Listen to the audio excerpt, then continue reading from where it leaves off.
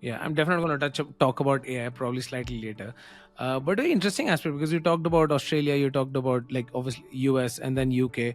So in terms of deploying or coming up with new innovative CX strategies, do global brands like KFC have an advantage that, since they can probably test it in one market and then take it to others, or does it make it even more challenging for them to have one common brand story but localize it for different regions as well?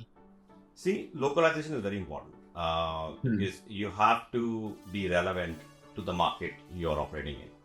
So, Hmm. so you cannot get away with it. You have to accept it, and you have to evolve locally, keeping local culture in mind. Hmm. But being part of a big organization is advantageous in the sense that, I mean, we do not have to invest money in testing everything in one market. Yes, we've got Right. the advantage in the UK. So if you look at UK as a market for KFC, we've got about 1,000 restaurants, and about 260 restaurants are owned by us. So that gives us the flexibility to test new concepts in our own Right. restaurants. So we are the biggest equity market.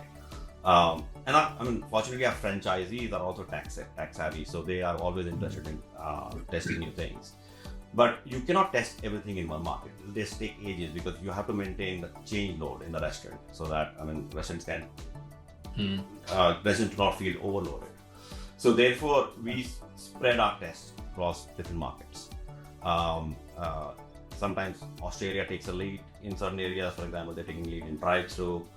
Sometimes UK takes a lead. So we did some pilots with robotic arm last year. We're doing some Hmm. more pilots with robotics. Sometimes US takes the lead. So, Hmm. so the advantage of that is, if a particular market is able to prove the business case and the value for the customer, then Hmm. we are easily able to scale it in the other market. Right, So because then you have internal success stories, then you you can got internal success replicate. stories. It's easier to convince franchisees to invest, because if you Yeah. look at our business, we have to take Right. franchises along. At the end of the day, they have to also invest. So you have to demonstrate the business case, and it makes it very easy for us to use that other market as a case study to get the investment and move faster. One solution doesn't fit all, right? I mean, Right. so you have to look at where the market is in terms of maturity. Hmm. See, we operate in many countries, more than 150 countries. So if you look at US, UK, Australia, well, they're very different markets to, let's say, Singapore, India, Hmm. Middle East, and Europe is again different. The rest of the Europe is also a bit different. So you have to look at where your business is in that market, how mature your business is in that market, um, how your brand is positioned in that market, what your Right. labor costs are in that market, what your Right. labor retention and attrition is in that market, what your cost of goods is in that market. All those Hmm. factors play a role in working out similarities and dissimilarities in the markets, and what can be tested in one market, in that market, versus what should not be tested in that market and should be tested somewhere else to Hmm. scale it in a particular region.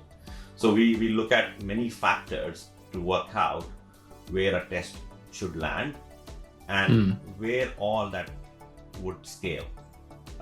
Because Hmm. we might end up acquiring a solution in the UK, but that might not work for India from cost perspective, right? Those are the other Right. some of the other considerations that you have to take into account.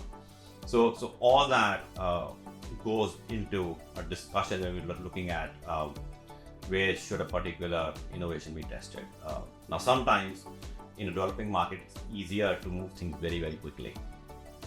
So, Hmm. pick China as an example, right? I mean, And people are also open to changes. They're seeing things coming in, new things coming in. exactly, right. If you look at use of mobile ordering in India and Singapore, it's significantly higher Right. than some of the other countries. So yeah, because in those markets, people moved to mobile straight away. They skipped a step in between. Right. So yeah, so you have to look at various factors and then work out the right location to pilot a particular innovation.